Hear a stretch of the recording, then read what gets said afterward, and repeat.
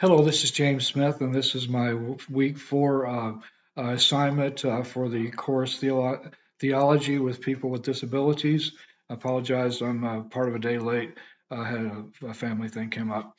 Okay, so first we need to get a synopsis of the readings. And of course, we read from the book that was Love God and Love People, Short Stories and Failures and Lessons in Loving. And just a synopsis of a few things here.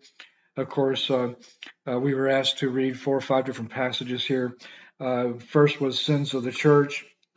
And I guess the biggest thing from here was the fact that we need to reach out to everyone in the church, everyone outside of the church and inside of the church, no matter what their shared circumstances are. And it's important for us to include everybody. And I just love that passage as he talked about in there. The second, I love this. I love this chapter on the plumbing. And I got a crack. It's a good crack. I use the word. I got a tickle out of her. You could tell the level of the plumbing by whether how much butt crack was showing. Excuse me for repeating that, but it was a very comical look on this. And of course, this was talking about acts of service. And when you help to go God's path, God takes care of you also when you serve others and help others. And I found this in my life. God always repays it. And I just love, like I said, I got a comical view of her. She's had some great examples. It's a little quite different from our previous books we've read in this course, but that was a good one.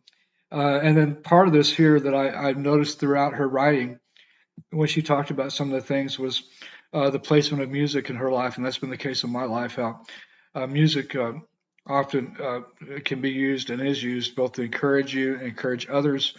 And that was talked about in number 3. Let's see, I think it was, let me get the, my lacking virtue. It talked about the growth mandate. You learn from your failures. I think we all know that. I know I can say that myself. And then 4 was the fact of you are people too. I like the scripture in Mark 12:29 through 31. We all know this, but it's important for us to continue to put in our lives. Love your neighbor as yourself. Spend as much time and energy on others as you do you. And of course, then we talk about, she does mention it's important to take care of you also. And I like this as a great important point. Then fifth, fixes for anxiety, help someone else. I love that phrase. And then 6, the fixes for depression. And again, this is where I was talking about music. And I found this so much in both of these things. Music is very included. I've been a musician for years, and I love the fact that she included that music. When I kind of get a little bit down or anxious, I can throw music on, and it will help me. I love the music of John Williams, the movie scores, and then I also love some of the contemporary worship out there, and I can put these on, and it just really will encourage me in life.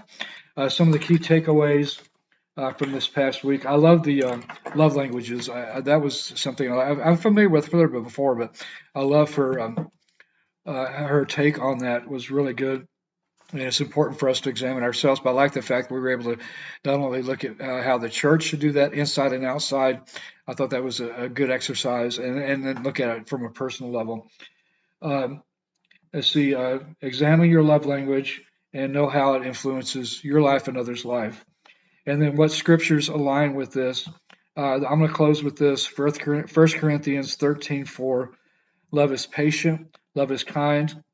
It does not boast. It is not proud. And I think that's a good way to wrap up what some of the things that she said and such, because she talks about patient, and then the part about being kind to everyone, loving one another, helping one another out, taking care of your neighbor, and then obviously is the impact of what we're looking at, how this impacts those of the disability community.